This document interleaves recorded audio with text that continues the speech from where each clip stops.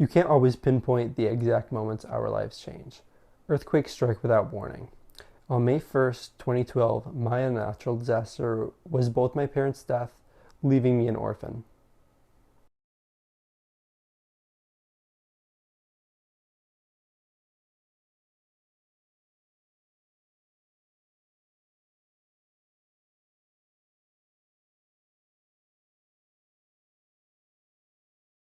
This is a story about the weight we carry after tragedy, about questions that never get answered, and how losing both parents in a single day doesn't just leave you with grief. It leaves you with silence, with guilt, and with a family structure that's never whole again.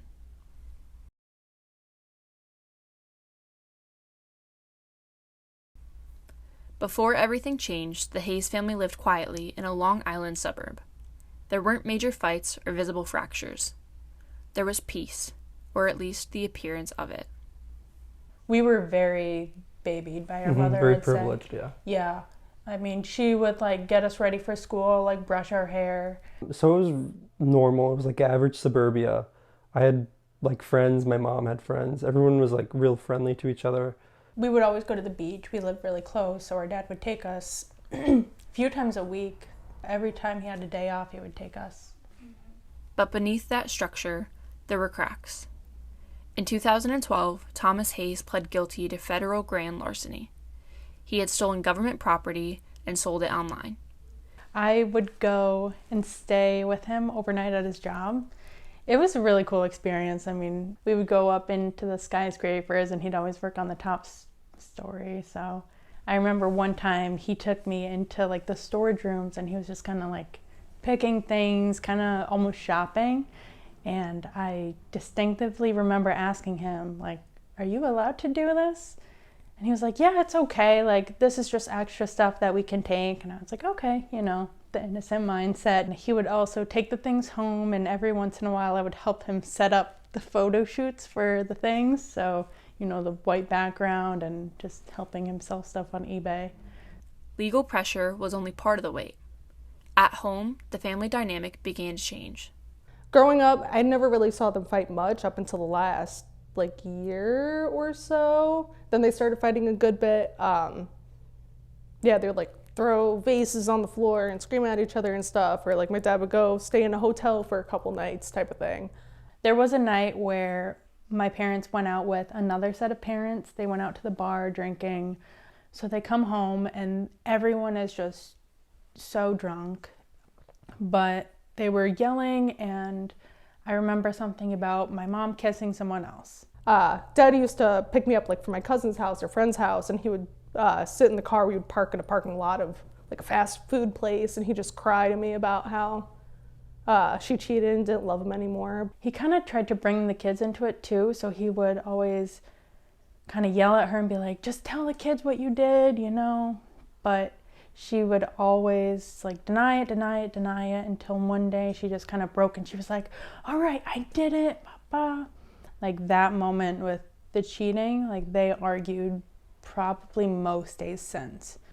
What they didn't know in those moments was how much they still didn't and wouldn't understand. Our mom and dad, they came, sat me and my siblings down, Nicole, Kaylee, Thomas, me, and they said, hey, we want a divorce. I remember we were sitting on the couches. I was sitting next to my dad, and I remember I was very angry at my mom because she had cheated. But all four of us kids were so distraught where they just vetoed the idea. They just got rid of it. They were like, okay, we're just gonna kind of deal with it. May 1st started like any other day. It ended with everything changing. The house they left that morning was not the one that they returned to. I got home, all the doors were locked. I was ringing the doorbell. It must have been at least 30 minutes of me sitting outside, blowing up their phones, just calling them. And then after a while, then I heard some rustling inside. There was a chair behind the front door. So Dad pulled that out, and then he finally opened the door for me. And then I don't remember exactly what he said, but he pretty much just said, go pick up the kids. He ran to the car. It was the charger. He ran to the charger, got a rope, and then went back inside. That was the last time, obviously, we ever talked to him. Nicole walks us home, walks me, Kaylee, and Thomas home. The rest of the kids went inside, but I dropped my backpack off at the porch and I went next door to my friend Adriana's house. I go to the bathroom and then I see the laundry door is open. So I just continue walking straight to see why the laundry room door is open. And then I see my mom dead on the floor.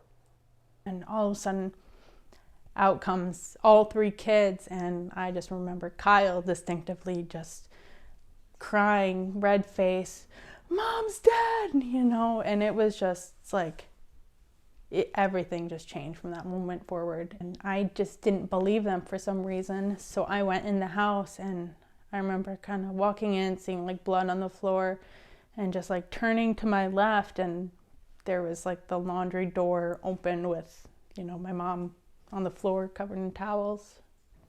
We did find a note when we walked in. It said something along the lines of, your mom and dad are hurt really bad, call 911. We didn't know, who could have done that. We sat in that house for hours, just waiting and waiting.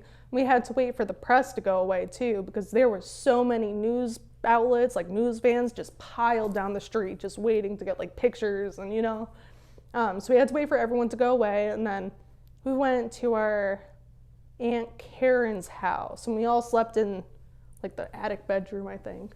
With both parents gone, the siblings were moved across the state to live with their aunt. But in those first days, there were more questions than answers. When the police told them that their father was the one responsible, it didn't feel real. The truth would take time to settle in. It was a few days after the funeral, maybe a week, and we're kind of talking about it, I think. But all of a sudden, my aunt, she's driving, she whips around and she said something about my dad. And that's like kind of when I realized, like, oh, Dad did it. Like, Dad killed Mom. And that was like the first instance where I heard about it. So I held like this anger over Kim for a really long time. It's kind of like unspoken, We always are like, yeah, Mom died or something like that. We don't really talk about the details. I don't think I really understood the details until I was like, honestly, probably like 18. I didn't really like fully like comprehend it. I'm like, oh yeah, my dad killed himself and my mom died. The obvious is like it removed two parents from my life. But I think if you think about it more specifically, a lot of like our dynamics changed. The whole dad side of the family doesn't talk to us much. Very weird. If you walk around our house, you look at the photos, there's photos of my mom, there's photos of me and Kim, there's photos of my siblings. There's no photos of my dad. So that's kind of another reason why I don't really remember a lot of my dad. Grief wasn't just about what they'd lost. It was about what they now knew. Processing that their father was the one responsible was a second kind of grief. It took time to face. I don't hate him, it's just weird feelings towards it. And also, he wasn't himself at the end there too. I was upset with him and like what happened, but I also don't think I was like mature enough to like understand. I kind of hold this anger like he could have fixed things before it got to that point. For me and Thomas, I think, at least from what I remember, we were kind of like the least impacted by it because we were the youngest. But I know Kaylee, she used to have like little anger moments, and Nicole, she kind of like grieved in her own way for like a really long time. I started hanging out with this one other friend, Misty. Her dad died, and I was like, oh my God, my dad is also dead, And then we started hanging out, and we did a bunch of pills, like fucking constantly. I think Nicole had a lot of internal struggles, and she, being a little bit older, Nicole didn't have quite the connection with Kim or even us that she used to. My aunt gave me my own room because I was a little bit older, and then the three of them shared a room. So it wasn't even really interacting with them. Like, we didn't, sit in bed talking about it type thing. So it was a weird time frame for her to have to deal with everything. I mean, did want to kind of forget about it. I just didn't want to feel the way I felt, I think, is more so it. I blame myself for not seeing all the red flags beforehand, because when my dad opened the door, I didn't think about how there was red stains on his shirt, When I went into the house initially, after I told my brother to look for my parents, when I saw the note and if I would have paid a little bit more attention, there was stains on the floor, but I just looked right over that, not thinking about it. Sometimes a person steps in. They don't try to replace what was lost. They just try to hold the space for what remains. For this family, it was Aunt Kim. She helped fill the quiet with care, not answers. And on the hardest day of the year, she still shows up to make sure it's not carried alone. Every year on the anniversary, Kim, my aunt, she takes me and all our siblings. We go do something. Like when we were little, we would go to the Strong Museum of Play. We would go out and do things to get all our minds off of it. But she always made it very clear that she was not trying to take over our mother. She was just trying to, be there for mother, us. Yeah. Kind of fill the role. Mm-hmm. So I never really saw her as my mother, but definitely she's the most motherly figure I could think of. Yeah. Yeah. She's done a great job raising us, I think. And she's very loving, so she definitely filled the void a little bit in that way. There is no perfect ending. No reunion or resolution. Just separate lives shaped by what was lost. For some, the grief still lingers in the silence, in missed milestones, in the space where family used to gather. Life events really suck without, it's more so than just without parents, I guess. Sorry. Kim and Scott are there, and they raised you, of course, and I don't know, it's just really hard because it's where would you be if not? Kind of, where would you be? Who would be here? Would you even be here? My college graduation was really hard because it was just Kim. Kyle had his senior day at school, and I didn't even ask him to come because, of course, he's doing his own graduation stuff, and that's his time as well.